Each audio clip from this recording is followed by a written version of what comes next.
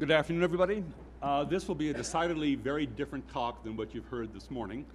Today I'm going to report on a randomized clinical trial that we conducted looking at the potential effects of dietary supplements to mitigate the adverse effects of PM2.5 air pollution.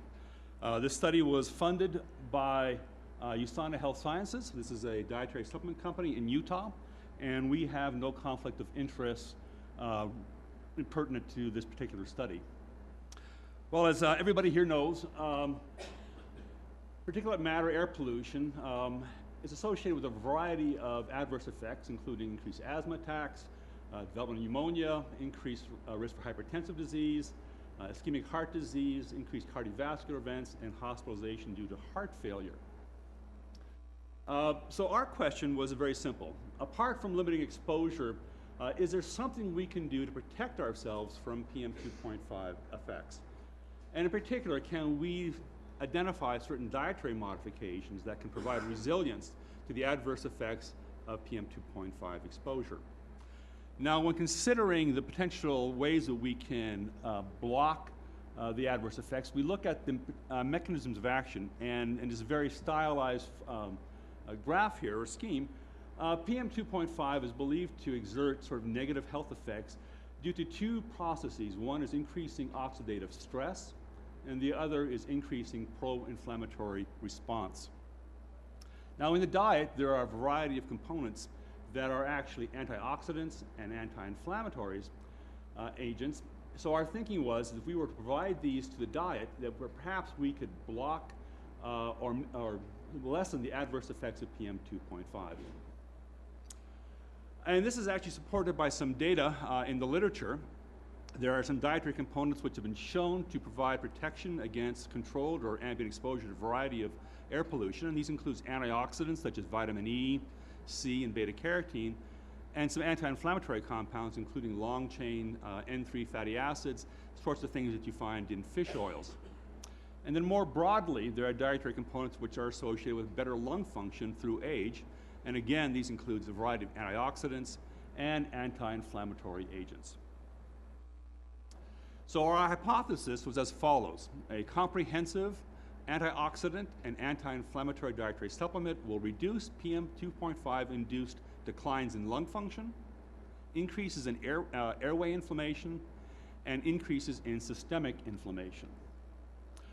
Our laboratory was Cache Valley. If you're a research scientist interested in looking at the health effects, this is a great place to work, not to live. And it is good because you have regularly occurring increases in PM2.5 levels beginning around November and ending through March, so you can study these effects during this time period with some degree of confidence that you'll get the required increases in PM2.5. So we designed this Cache Valley AIR study, standing for Antioxidant Inflammatory Response. In it, we recruited 70 healthy men and women between the ages of 45 to 80, an older population, because we believe they'd be more susceptible to the adverse effects. And we did this with a goal of completing 60 people. These were randomized to receive either a dietary supplement or a placebo pack. And we had balanced assignments with respect to sex, age, and baseline lung function measurements. And they consumed the supplements for 18 weeks.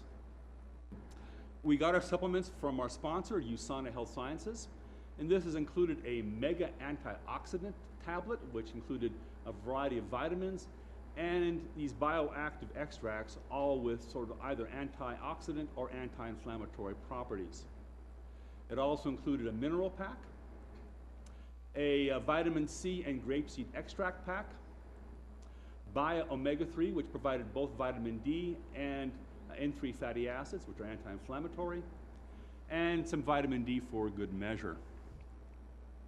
The supplements came to us blinded. So the pills came to us coded in red so that we and the participants could not identify which ones belonged to each group. And cleverly, they went through and spiked the placebo packs with riboflavin, which made everyone's urine fluorescent yellow. So everyone thought they were on the treatment assignment. Our planned timing for endpoint collection was as follows. We had a run-in baseline period where they consumed their habitual diet, where we collected our baseline measurements.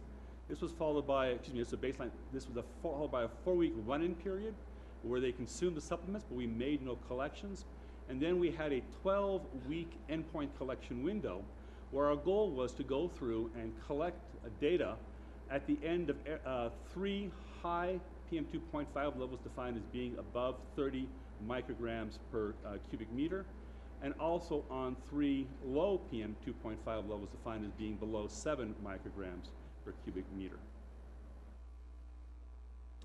Our endpoints. Our primary endpoint was forced vital capacity, which is basically how much you can blow out. Secondary endpoints were forced expiratory volume in the first second, how much you can blow out in 1 second. Forced expiratory volume in 6 seconds, FEV6, how much you can blow out in 6 seconds. And peak expiratory flow, how fast you can blow out maximally. This was done through normal spirometry measurements using standardized collection techniques and standardized analysis methods. Our endpoint for lung inflammation was exhaled nitric oxide. And this was collected using a portable nitric oxide monitor, which is typically used to measure lung inflammation associated with asthma. And our primary endpoint for systemic inflammation was C-reactive protein, which is sort of a master switch for mediating a variety of systemic inflammation responses. We did our recruiting using the tagline, "Does this air make you sick?" We advertised in newspapers, on the radio, and through social media. We were able to recruit 63 candidates and randomized to both arms. 62 participants completed our study. We had to exclude 5 individuals post hoc because we had unrecognized asthma, defined as nitric oxide above 50 parts per billion on 3 occasions. So we had 57 participants in our final study, 27 in the placebo arm, and 30 in the supplement arm. At baseline, participants were well matched for age, BMI, blood pressure, and fasting glucose levels, as well as markers of lung function, nitric oxide, and CRP. So we had a pretty good study on the way. But something funny happened. This was done in the year 2012. And in 2012, we had the best air quality in decades. The year before, we had these nice predictable increases in PM2.5, and this is how we based our design. In the year that we actually did our study, this is what it looked like. And by mid-February, we began to realize that it wasn't going to happen. So we had to quickly change our overall collection plan. So instead of waiting for the peaks and valleys, we just basically, during the final 6 weeks of the study, went through and had our participants come on in once a week, and we just used their ambient exposures and just hoped for the best that we'd actually see something. So we had 6 measurements during the final 6 weeks of the collection period. So the first question we had was a very basic one. Given the modest range in PM2.5 exposures experienced during the study, between basically 1 to 13 micrograms per cubic meter, could we even identify any effect of PM2.5 on our selected endpoints? So to begin with, we had data verification and cleanup. We had to remove some outliers using a 3D median absolute deviation method. We had to select the appropriate exposure windows and select appropriate covariates to include in our analysis. This is the elements on our statistical model for our lung function measurements for FEC, FEV6, and FEV1. We used the 24-hour average PM2.5 levels from taken at the Smithfield site 1 day before the visit. For PEF, on the visit day. For nitric oxide, the average of 2 and 3 days before the visit. And for CRP, the visit day and 1 day were averaged. And then the covariates we included are here, including NSAID use, colds, respiratory infections, or any infections for CRP. We used 3 complementary statistical approaches to look to see if we could identify an effect of PM2.5 on our endpoints. The first was the standard least squares modeling, where our goal was to look at this coefficient here, regression coefficient, which basically is used to describe the change in our endpoint relative to every unit change in PM 2.5 level. The second approach was an individual regression analysis, where we would go through and we would plot the change in our endpoint versus the change or the differences in PM 2.5 levels for each individual. From this, we would get an estimate, an individual estimate regarding their personal response to PM 2.5, and then this became our data for our analysis, and we were able to remove outliers, those who had changes that were really sort of beyond physiological belief. And finally, we used a categorical analysis, which is a more straightforward analysis. Basically, we took the data for the PM 2.5 values, we ranked ordered them for each individual, low to high, and then we averaged the values across the low, median, and high exposures for each individuals and looked at, averaged the data, endpoint data for that, and compared then the low versus the high values. So these are the results. So here we are looking at the effects of variation in PM 2.5 levels on selected efficacy points using the regression analysis. The data here are mean plus or minus 95 confidence intervals, so if they don't encompass 0, that means that it's statistically significant. And what we can see here, marked in red, that with FVC, FEV6, FEV1, we saw significant declines in lung function associated with elevations in PM 2.5, basically between 14 to 22 milliliters in lung function or lung capacity, declining for every 1 microgram increase in PM 2.5. We also saw a significant increase in nitric oxide release from the lungs and a significant increase in systemic inflammation. When we looked at our individual regression approach, we again found data of very similar significant effects on all of our lung function measurements, the main ones, a little difference with the PEF, significant increase in airway inflammation, sort of mixed results with respect to CRP. When we looked at our sort of categorical analysis, we're comparing now the values obtained on the high versus the low levels. Again, significant reductions in lung function associated with the high PM 2.5 levels compared to the low ones for all our lung function measurements, and an increase in nitric oxide release with the high PM 2.5.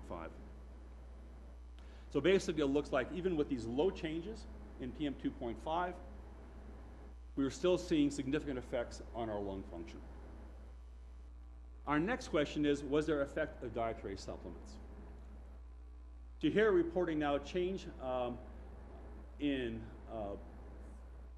the regression coefficients for supplements and placebos for our main lung function measurements. And basically we're seeing that there was no, since the p-value for the supplement effect, no significant effect of supplements. And in fact, in most cases, we actually saw a worsening of lung function with dietary supplements. Here we have the effects on nitric oxide and CRP. Again, no significant effect of dietary supplements, but perhaps a slight suggestion of a favorable effect. We next looked at our categorical analysis, which was pretty striking for us. Here we saw significant effects of supplement on both FVC and FEV6. And in this case, what we saw is a significant reduction in lung function only in our dietary supplement groups and not in our control group. And here we're showing the data for nitric oxide and CRP, perhaps again a favorable effect here. So to conclude, in summary, modest elevations in PM 2.5 levels were associated with declines in lung function and increases in airway inflammation. Increases in systemic inflammation were not consistently observed across all statistical models. And an antioxidant and anti-inflammatory dietary supplement pack did not confer resilience to the adverse effects of PM 2.5 and may have actually exacerbated the adverse effects of PM 2.5 on lung function. Thank you very much for your attention.